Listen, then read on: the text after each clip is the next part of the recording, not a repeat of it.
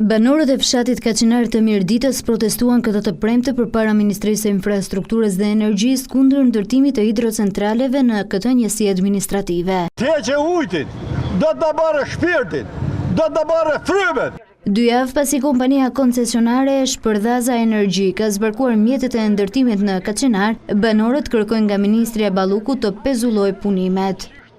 1. Pezullimin e menjëhershëm të punimeve të shoqërisë Shpërdaza Energji SHPK për ndërtimin e 4 heceve në zonën e Kaçinarit. 2.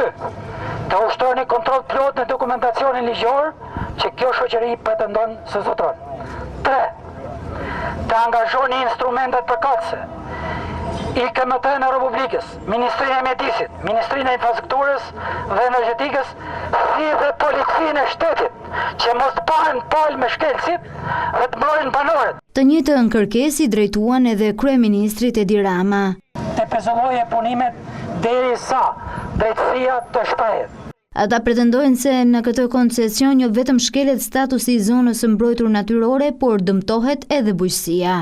Kanjoni i Lumit Shpërdaz është zonë mbrojtur me ligj si monument natyror. Aplikimi i këtij koncencioni ka një impakt shkatërrues në jetesën e banorëve dhe ndikim negativ në mjedis, në ekonomi.